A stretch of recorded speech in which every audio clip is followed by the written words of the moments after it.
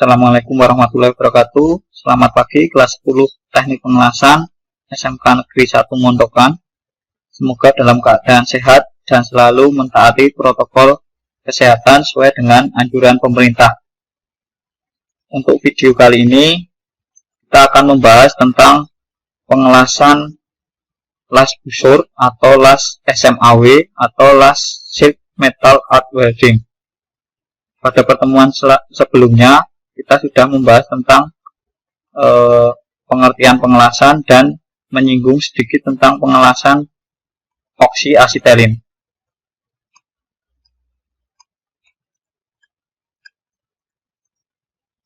Pada video ini yang akan kita bahas adalah pengelasan busur manual atau las listrik atau las SMAW.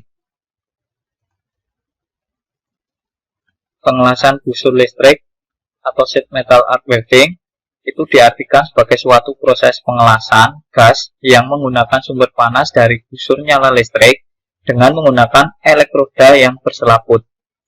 Ini adalah contoh proses pengelasan busur listrik atau sheet metal arc welding.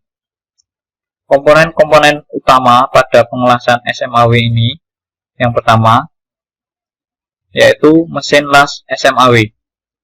Yang kedua, kabel dan holder las. Terus yang ketiga, klem kabel dan klem massa. Yang keempat adalah elektroda las SMAW. Kita akan bahas satu persatu peralatan utama pada pengelasan SMAW ini. Yang pertama adalah mesin las SMAW. Pada las SMAW ada dua jenis mesin. Yang pertama yaitu adalah mesin las AC dan mesin las DC.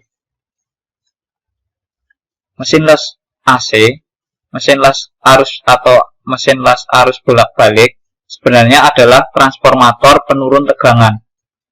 Transformator atau trafo mesin las adalah alat yang dapat merubah tegangan yang keluar dari mesin las. Pengaturan arus pada pengelasan dapat dilakukan dengan cara memutar tuas. Di sini ada tuasnya ya. Bisa diputar untuk mengatur arusnya. Ada juga yang ditarik ataupun ditekan tergantung pada konstruksi mesinnya. Sehingga kedudukan inti medan magnet bergeser naik turun pada transformator. Pada mesin las arus bolak-balik atau mesin las AC, kabel massa dan kabel elektroda dipertukarkan tidak mempengaruhi pengaruh panas yang ditimbulkan pada busur nyala. Ini nanti akan berbeda pada mesin las DC yang akan memberikan pengaruh apabila kita membolak-balik kabel massa ataupun kabel elektrodanya. Oke, kita bahas yang mesin DC. Mesin las DC, mesin las arus searah atau DC ini ya, mendapatkan sumber tegangan listrik dari trafo las, yaitu arus bolak-balik atau AC alternative current, yang kemudian diubah menjadi arus searah atau dari generator arus searah. Pada mesin las DC atau mesin las arus searah ini ada dua macam pengutupan. Yang pertama pengutupan langsung atau DCSP atau DCEN, Direct Current Strike Polarity atau Direct Current Elektroda Negatif.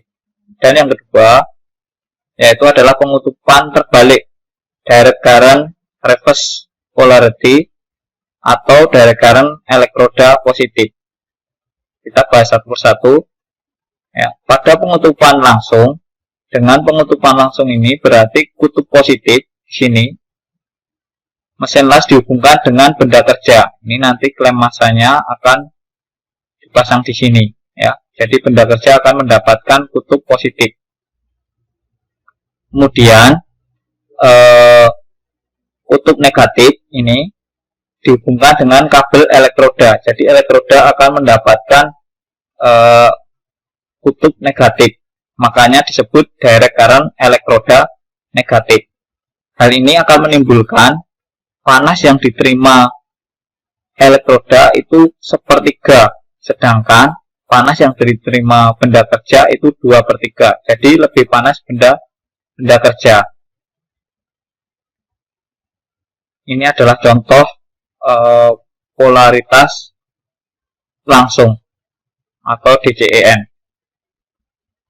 Kutub negatif dihubungkan pada elektroda, sedangkan kutub positif ini dihubungkan pada benda kerja yang akan kita las. Oke, yang kedua yaitu pengutupan terbalik atau DCEP. Pada pengutupan terbalik, kutub negatif mesin las dihubungkan dengan benda kerja dan kutub positif dihubungkan dengan elektroda. Pada hubungan semacam ini, panas pengelasan yang terjadi sepertiga bagian panas memanaskan benda kerja dan 2/3 bagiannya memanaskan elektroda. Ini adalah contoh gambar pengutupan terbalik atau DCEP. Jadi, kutub negatif kita hubungkan ke benda kerja, sedangkan kutub positif kita hubungkan ke elektroda.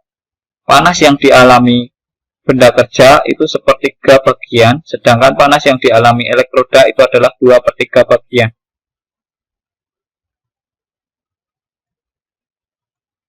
Peralatan yang kedua yaitu kabel dan holder las.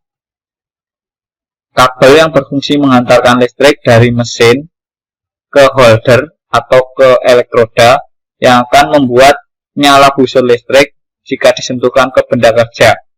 Untuk kabel las atau elektroda dan kabel massa ini mempunyai sifat yang fleksibel dan di dalamnya terdapat beberapa bagian seperti lid, lapisan karet atau isolator, dan kawat tembaga sebagai konduktor. Sedangkan holder, ini adalah holdernya.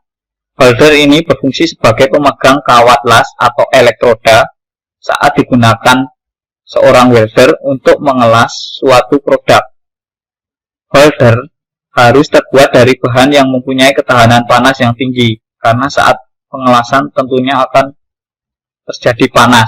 Jadi kalau tidak bisa menahan panas yang tinggi, holder akan meleleh seperti itu.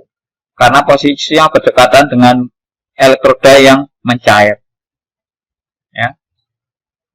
Peralatan yang selanjutnya yaitu adalah kabel dan klem massa. Kabel yang berfungsi menghantarkan listrik dari mesin las ke klem massa. Untuk kabel las, baik itu kabel las yang menuju ke holder ataupun ke massa, ini harus mempunyai sifat yang fleksibel. Dan di dalamnya terdapat bagian seperti lid, lapisan karet sebagai isolator, dan kawat tembaga sebagai konduktor. Klem massa ini ya digunakan sebagai penghubung kabel massa ke logam induk. Alat ini biasanya terbuat dari tembaga atau logam lain yang mempunyai sifat penghantar panas yang baik atau bersifat konduktor. Selain itu, klem massa juga terdapat pegas ini ya, yang berfungsi menjepit benda kerja dengan baik agar tidak mudah terlepas.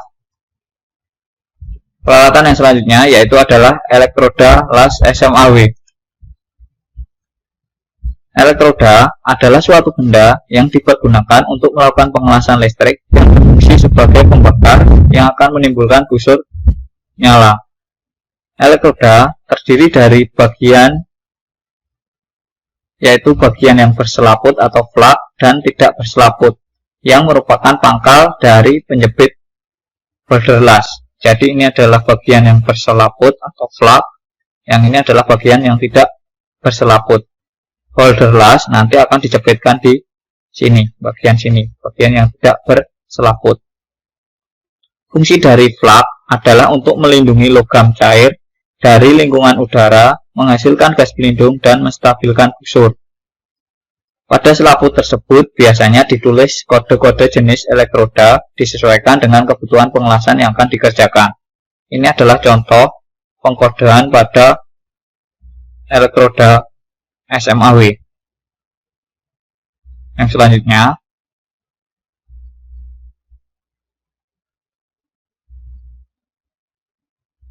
kita ambil contoh untuk elektroda SMAW yaitu E6013. Ini artinya E itu adalah elektroda las listrik. 60 atau 60 ini mempunyai arti adalah kekuatan tarik minimum atau minimal dari deposit las 60 KSI, atau kalau kita konversi 60.000 PSI. 1 ini adalah kode dapat dipakai untuk pengelasan segala posisi. Dan yang terakhir 3 ini adalah kode dari sumber arus, bisa AC, arus langsung maupun arus terbalik. Juga bisa merupakan kode dari jenis selaput. Bisa juga daya tembus maupun kadar serbuk besi. Kita pindah ke peralatan bantu. Peralatan bantu apa saja yang digunakan pada las busur manual SMAW? Yang pertama yaitu adalah palu terak. Palu terak atau chipping hammer dan sikat dipergunakan untuk membersihkan terak setiap selesai atau pengelasan atau pada waktu akan menyambung suatu jalur yang putus. Palu terak mempunyai ujung yang berbentuk pahat dan runcing. Ini ya, ujungnya ada yang berbentuk pahat maupun yang runcing. Ini biasanya dipakai pada saat proses atau selesai proses pengelasan untuk membersihkan terak dari hasil pengelasan. Yang kedua yaitu peralatan bantu yang kedua yaitu adalah gerinda tangan. Gerinda tangan ini berfungsi untuk menyiapkan material yang akan dilas berupa penyiapan kampuh. Gerinda ini juga digunakan untuk membantu dalam proses pengelasan, khususnya dalam membersihkan lasan sebelum disambung ataupun sebelum ditumpuki dengan las lapisan berikutnya. Gerinda tangan ini juga digunakan untuk membantu dalam memperbaiki cacat las yang memerlukan pengerindaan dalam persiapan sebelum diperbaiki cacat pengelasan tersebut. Ya, ini nanti mata gerindanya bisa disesuaikan. Kalau untuk membersihkan hasil pengelasan bisa menggunakan mata gerinda asa. Kalau untuk melakukan penyambungan pengelasan kita menggunakan mata gerinda potong, seperti itu. Alat bantu yang selanjutnya yaitu ragum. Ragum berfungsi sebagai perkakas yang digunakan untuk mencengkam ya, objek kerja agar tidak bergeser atau terlepas ketika proses pengerjaan sedang berlangsung. Proses pemotongan, proses mengikir, proses menggerinda akan memberikan hasil kerja yang maksimal jika daya cengkam dari ragum atau tanggem itu tergolong kuat. Dan yang selanjutnya yaitu adalah tang Smith atau sering juga disebut tang penjepit. Fungsinya, tang ini digunakan untuk memegang benda kerja yang panas, dipergunakan setelah atau saat dilaksanakan proses pengelasan. Pada tang Smith ini mempunyai berbagai bentuk moncong ya. Ada yang moncongnya rata, ada yang moncongnya berbentuk ulat, ada yang berbentuk serigala seperti ini, ada juga yang berbentuk kombinasi. Kita masuk ke keunggulan dan kelemahan dari las SMAW jika dibandingkan pengelasan yang lain. Keunggulan dari las SMAW yang pertama, peralatannya lebih sederhana jika dibandingkan dengan las MIG ataupun las TIG. Dapat digunakan berbagai macam posisi pengelasan dan elektroda. Sangat sesuai dengan aplikasi di luar ruangan karena biasanya mesin lasnya cenderung dimensinya kecil ya. Jadi bisa untuk dilakukan pengelasan di luar ruangan seperti itu. Elektrodanya mudah didapat dan banyak ukuran ataupun diameternya. Kelemahan dari las SMAW yang pertama, prosesnya discontinue karena keterbatasan panjang elektroda. Jadi ketika elektrodanya mulai habis, kita harus mengganti elektroda yang baru. Artinya kita harus melakukan proses penyambungan ketika elektroda habis. Jadi bersifat discontinue.